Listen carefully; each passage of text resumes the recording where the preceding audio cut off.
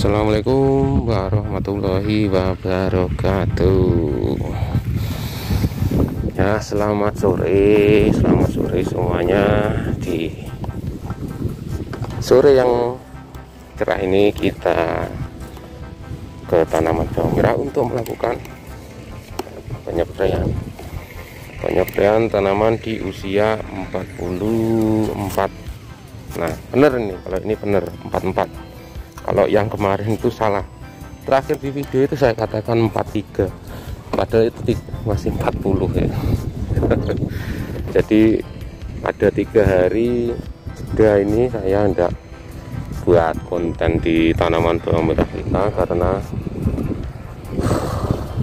lagi sibuk beberapa hari ini untuk ngurusi tanaman padi ya kudu harus nggalang, harus ngurusi bibitnya itu. Jadi ini sekarang 43 nya segini, ini sudah lumayan nambah ya ukurannya. Kemarin itu kan masih sejempolan, ini sudah di atas jempol ini besarnya. Nah,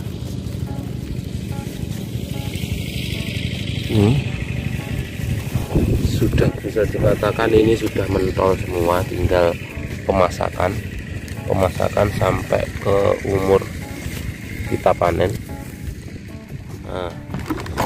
Nah, sekarang kita akan melakukan penyepreian ya untuk perawatan tanaman bawang merah di usia 43. Nah, apa saja yang akan kita masukkan? Nah, di sore hari ini kita akan memasukkan tiga hal. Yang pertama adalah insek, fungisida, sama nutrisi.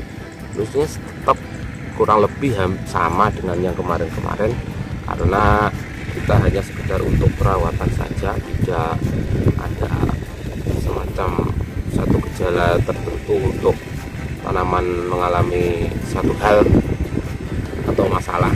Ini cuma perawatan rutin pada kesempatan kali ini. Nah, apa saja yang akan kita masukkan? Tetap kita akan memakai booster buah untuk merangsang buah pematangan. Ini sekarang kita akan mencampurkan 2, SOP sama MKP. Nah, SOP sama MKP ini adalah kalium tinggi dengan campuran fosfat juga ada di dalamnya. Nah, sedangkan untuk menangani grandong kita masukkan ini seperti yang kemarin Seba.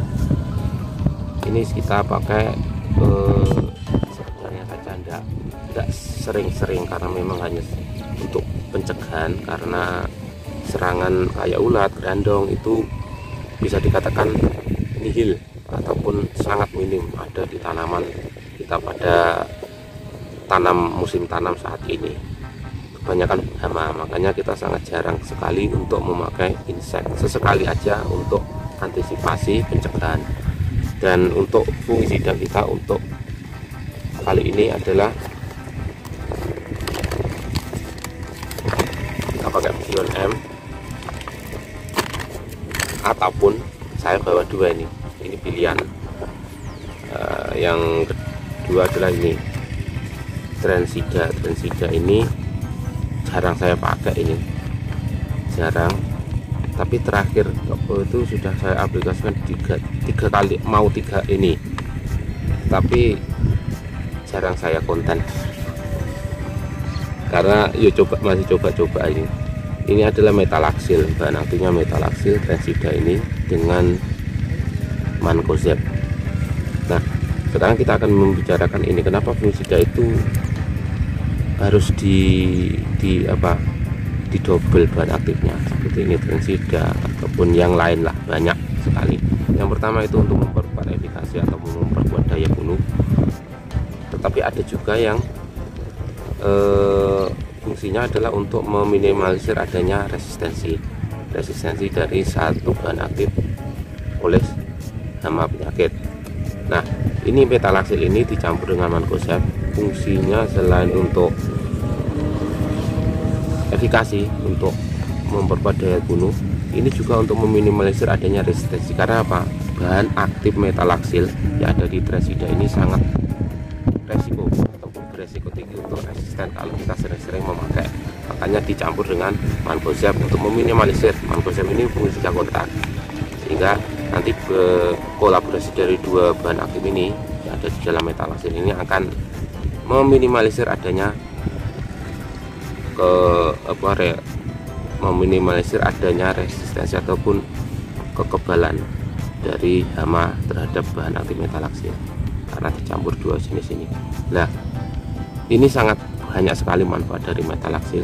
Yang pertama, khusus di bawang merah saja ya, saya baca di kemasan ini untuk bercak ungu atau trotol, bisa untuk antraknosa yang kemarin saya katakan leles atau otomatis itu yang disebabkan oleh cendawan ataupun jamur Coletrototrichum, bisa untuk embun bulu Peronospora destructor, bisa untuk indul ataupun layu fusarium.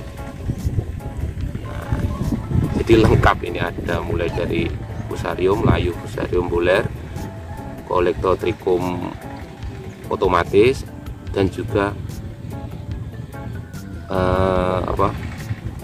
trotol ataupun bercak ungu. Sangat lengkap ini. Makanya kemarin saya aplikasikan dua kali ini dua kali saya pakai. Ini mau keduanya ya. Yang pertama itu kemarin itu memang agak bermasalah di tanaman ini dikarenakan adanya serangan banyak hama itu waktu saya katakan banyak hujan itu.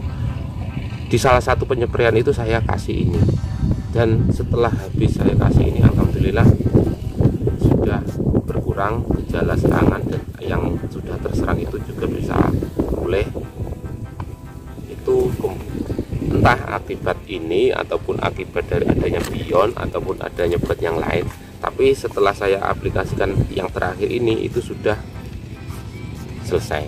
Jadi saya kira ini sangat ampuh. Cuma yang menjadi catatan, jangan sering-sering pakai obat dari jenis bahan aktif metalaxyl karena obat ini mudah sekali resisten. Makanya kita jarang-jarang pakai. Itu untuk dosis ini 1-2 sendok saja, tergantung dari umur tanaman. Kalau dari awal kita pakai dosis rendah, nanti bisa dinaikkan menjadi sampai 2 sendok atau 3 sendok. Nah, kita mungkin pakai ini aja, biarnya kita hentikan dulu. Mungkin ini untuk penyempraian terakhir, waktu puncak-puncaknya kita untuk memaksimalkan umbi. Nah, jadi ini 2 sendok, ini 15 mili saya naikkan. Terus SOP sama MKP ini kita pakai sekitar 3 sendok semua. Ini yang kita akan masukkan. Nah, oke, kita akan melakukan pencempuran.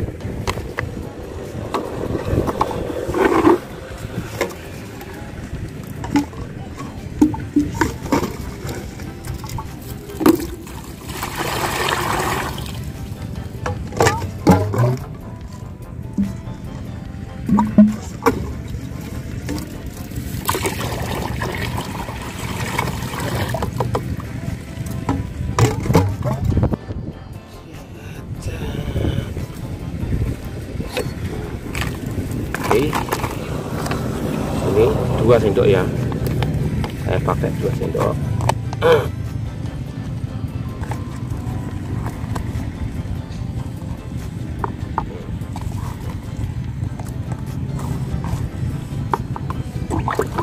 Ini bentuknya bubuk ya, bubuk warnanya seperti pion itu, kuning.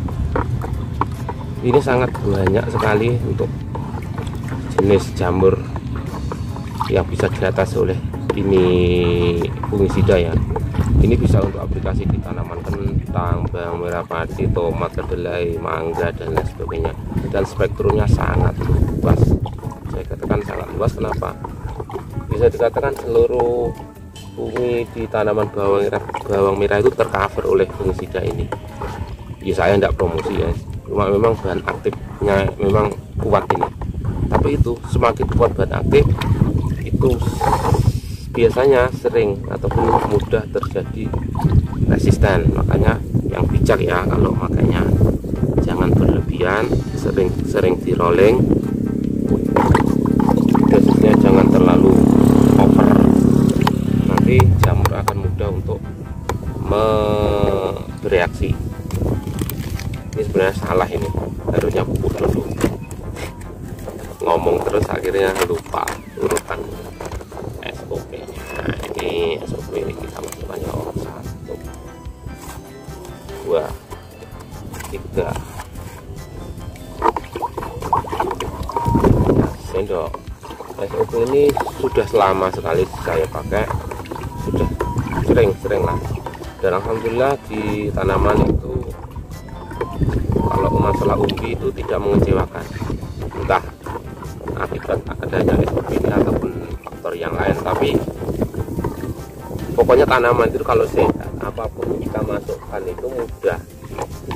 Kalau tanaman sehat pengen mentol nih yang maksimal, bisa kita kasih nutrisi apapun masuk. Tapi selama ini pilihan saya memang SOP, karena sudah berkali-kali saya pakai seperti itu. Terus MKP itu lebih lama lagi lah, MKP sebelum SOP pada menarik. Ini bisa saya dimasukkan sejak usia vegetatif 10 hari itu sudah saya masukkan ini MKP. Fungsinya apa? Kandungan fosfat ini loh yang kita di usia kecil itu juga penting dibutuhkan. Kalium pun juga dibutuhkan walaupun dalam jumlah kecil. Kenapa? Tanaman kalau sejak kecil itu dikasih, apalagi kalau musim hujan yang mana daya tahannya itu harus ekstra kuat tanaman, adanya fosfat dan kalium dari dini itu akan memperkuat tanaman, memperbanyak akar, sehingga tanaman itu akan lebih sehat, lebih kuat, sehingga tidak mudah terserang gangguan.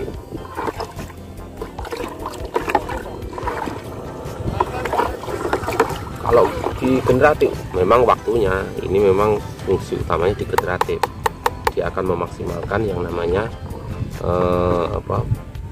fase generatif untuk masuk kalau bawang merah ya pengumbian, kalaupun tanamannya lain ya buah, itu akan maksimal pembuahannya. Nah, jadi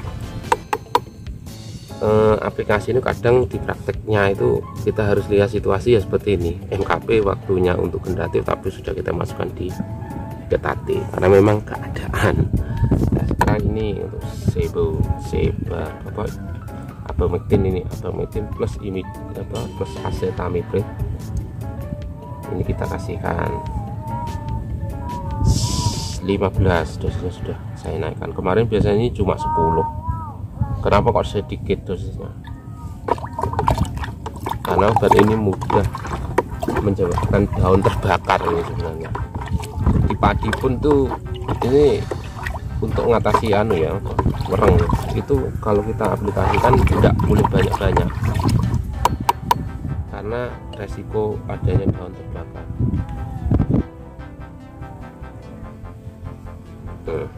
Tuh makanya dosisnya tidak usah banyak-banyak. Sekarang sudah semua ya, fungi, insek sama nutrisi sudah kita masukkan. Nah habis ini kita akan masukkan tank. Mungkin videonya saya skip dulu karena ini posisi kamera ada di bawah tank ini. Nanti kalau saya masukkan ke kerujuk nih. Oke. Dia yang sudah mulai tua ini kita harus tetap terus pantau karena ini rawan-rawannya tanaman. Usahakan sampai panen tanaman tetap sehat dan proses pengisian umbi dan pematangannya bisa berjalan dengan maksimal. Oke, sekian dulu Kak Mbak Yu video kita pada kesempatan kali ini. Kalaupun ada salah mohon maaf. Akhirul kalam, wassalamualaikum warahmatullahi wabarakatuh.